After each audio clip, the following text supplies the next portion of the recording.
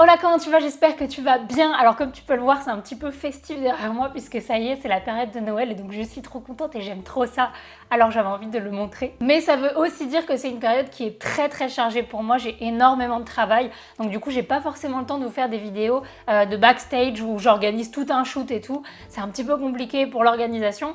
Du coup, je vous fais un petit peu plus de vidéos parlées comme ça, comme ce qu'il y a aujourd'hui. Donc j'espère que ça ne vous embête pas. Mais en tout cas, il y aura d'autres vidéos de shoot et d'autres projets qui vont arriver très vite. Et donc pour aujourd'hui, je vous ai fait un petit sondage sur Instagram pour savoir ce que vous préférez entre je retouche vos photos ou je vous donne les erreurs que vous faites, et vous avez voté pour les erreurs que vous faites, donc c'est ça qu'on va voir aujourd'hui. Alors les erreurs que je vais aborder, c'est des erreurs que vous faites mais que j'ai fait aussi, c'est des erreurs qui sont relativement récurrentes quand on débute la photographie ou même quand on est déjà professionnel mais qu'on stagne à un certain niveau, ou alors c'est des petites erreurs dont on ne se rend pas compte. Donc c'est pour ça que je voulais un petit peu vous donner ces éléments pour que vous puissiez y faire attention dans votre travail et pour améliorer la qualité de votre travail à l'avenir.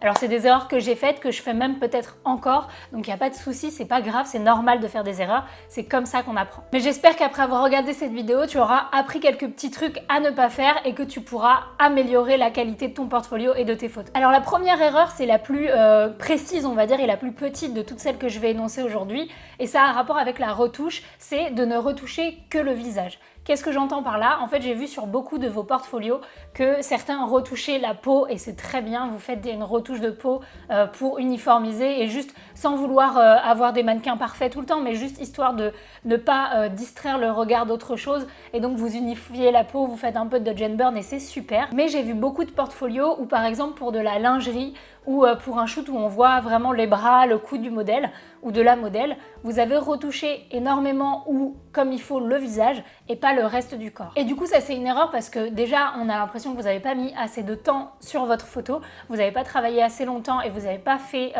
le nécessaire pour que l'ensemble de la photo soit bien, mais aussi parce que du coup on comprend que vous avez fait de la retouche sur le visage. Et pour moi le but de la retouche beauté, c'est pas de transformer la personne, c'est pas d'enlever tous ses défauts, c'est juste d'unifier, mais il faut que ce soit le plus invisible possible, il faut que ce soit comme si ça n'avait pas été fait.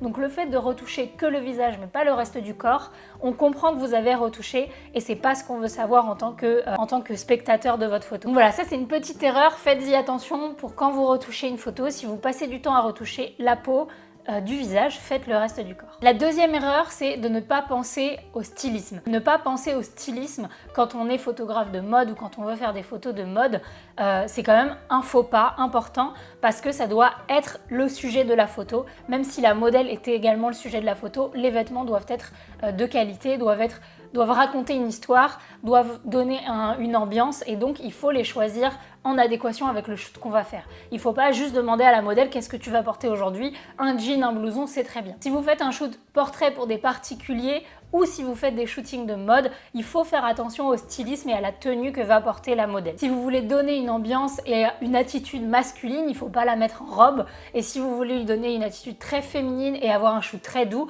il ne faut pas mettre un jean basket. Voilà, c'est juste ça, il faut penser au stylisme parce que ça fait partie de la photo et ça va améliorer la qualité de vos photos. Ensuite, la troisième erreur, c'est de mal choisir ses modèles.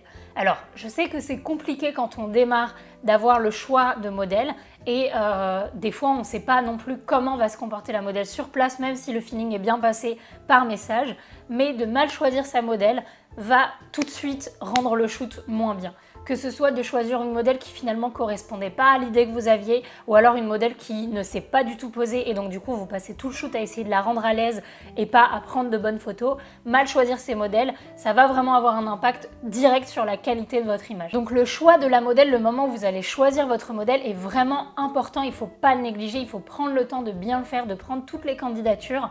Je sais que par exemple je vous ai parlé très souvent d'un groupe de collaboration en France, en Île-de-France, où on peut poster une annonce et il y a plusieurs modèles qui vont répondre, voir s'ils sont enclins à faire cette collab avec vous. Et généralement, vous avez plusieurs profils.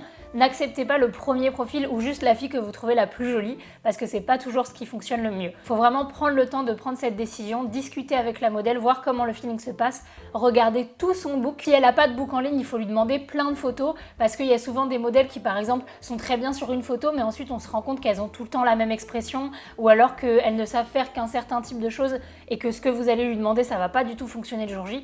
Donc il faut vraiment prendre le temps de faire ce choix correctement, de discuter avec, ça reste des des êtres humains, donc il faut voir si le feeling passe et vous verrez que ça va vraiment changer la qualité de votre travail. Ensuite, une des erreurs qui pour moi est une des plus importantes, c'est de ne pas réfléchir et de ne pas penser correctement à la lumière. Quand je dis ça, c'est parce que je sais qu'il y en a beaucoup qui sont tellement pressés d'aller faire des photos, qui viennent d'avoir leur appareil photo ou alors qui ont juste envie de faire leur portfolio. Et du coup, vous vous empressez de faire des photos en partant dehors à n'importe quel moment de la journée et n'importe où, du moment que la pose est bien et que le décor est bon. Seulement la lumière, c'est quand même ce qu'il y a de plus important dans la photo. Photographie, ça vient de photo qui veut dire la lumière et graphie qui veut dire écrire.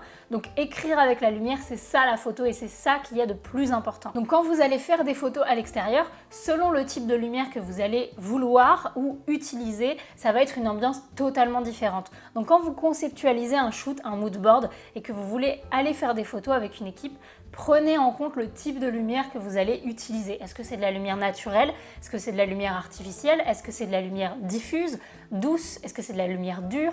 Est-ce qu'on va être en plein soleil en pleine journée ou est-ce qu'on va y aller plutôt le matin quand la lumière est un petit peu rosée? Tout ça, c'est à prendre en compte et c'est important. Donc il faut y penser et il ne faut pas juste aller faire des photos sans réfléchir à tout ça. Alors là, pour moi, là, on rentre dans le top 2 des erreurs que je ne veux absolument plus voir et qui pourtant vous empêchent vraiment d'avancer et que je vois beaucoup trop, même si on ne se l'admet pas à soi-même.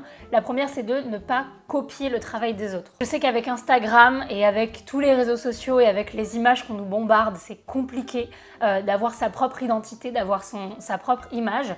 Mais il faut à tout prix essayer de la construire et d'aller en dehors de ce qu'on voit déjà.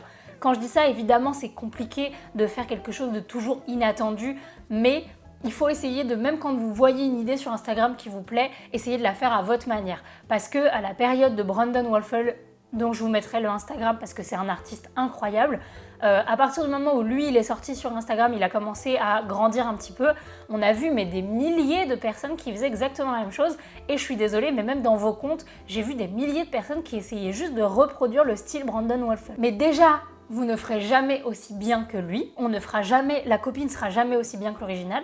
Et ensuite, vous vous empêchez d'avancer, vous vous empêchez de découvrir votre propre style et votre univers en essayant juste de recopier ce que vous avez déjà vu. Donc il n'y a aucun mal à s'inspirer du travail des autres, c'est évident, c'est comme ça qu'on apprend, c'est comme ça qu'on se découvre. Et pour moi, toute création part d'une inspiration, mais il faut faire la différence entre s'inspirer et copier. Si demain je vais scroller sur mon Instagram et que je vois une photo que j'aime beaucoup d'un photographe qui m'inspire, la question que je vais me poser c'est qu'est-ce que j'aime bien dans cette image? Est-ce que c'est plus les vêtements que je trouve audacieux? Est-ce que c'est plus la lumière qu'il a utilisée?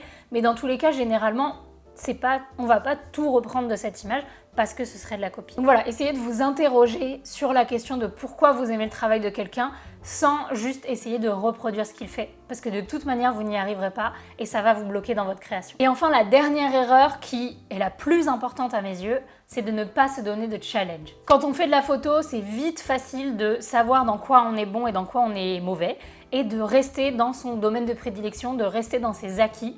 Mais c'est comme ça que dans la vie, en général, on ne progresse pas. C'est en restant dans sa zone de confort qu'on n'arrive pas à passer au niveau supérieur. Et donc, s'il y en a certains d'entre vous qui avaient l'impression de faire des bonnes photos, mais vous n'arrivez pas à mettre le doigt sur qu'est-ce qui manque et pourquoi j'arrive pas à passer à l'étape supérieure, c'est certainement parce que vous restez dans ce domaine que vous connaissez, dans ce type de photo que vous connaissez. Donc par exemple, d'utiliser que la lumière naturelle ou alors de faire des shoots qu'avec des modèles femmes. Ou voilà, juste essayer de transgresser ces règles que vous vous êtes imposées, essayer de faire de nouvelles choses, des choses qui vous font peur, des choses que vous allez foirer complet. C'est normal, mais comme ça, vous allez pouvoir dire « Ah bah tiens, là, j'ai peut-être foiré ça, mais du coup, j'ai appris qu'il fallait plus que je fonctionne comme ça. » Vous allez forcément apprendre de vos erreurs et c'est comme ça qu'on progresse. Et donc pour tous ceux qui vont essayer de faire ce travail, de se mettre des challenges, j'aimerais que vous mettiez en commentaire « challenge accepté » et que vous expliquiez quel type de photo vous allez tester et pourquoi ça vous fait peur. Je suis sûre qu'en lisant les commentaires, il y a tout le monde qui va se booster et qui va se chauffer et qui va se dire « Ouais, il n'y a pas de raison que moi je le fasse pas » et du coup on va tous progresser ensemble et ça va être trop cool. Voilà, sur ce, je tenais à dire merci à tous ceux qui se sont inscrits au workshop pour l'instant. Le workshop de décembre est donc complet. Il reste les dates de janvier et février, donc dépêchez-vous de vous inscrire parce que les places partent vite. Donc il y a toutes les places de janvier et février. Vous avez le lien en description et moi comme d'habitude, je vous fais des bisous. Ciao!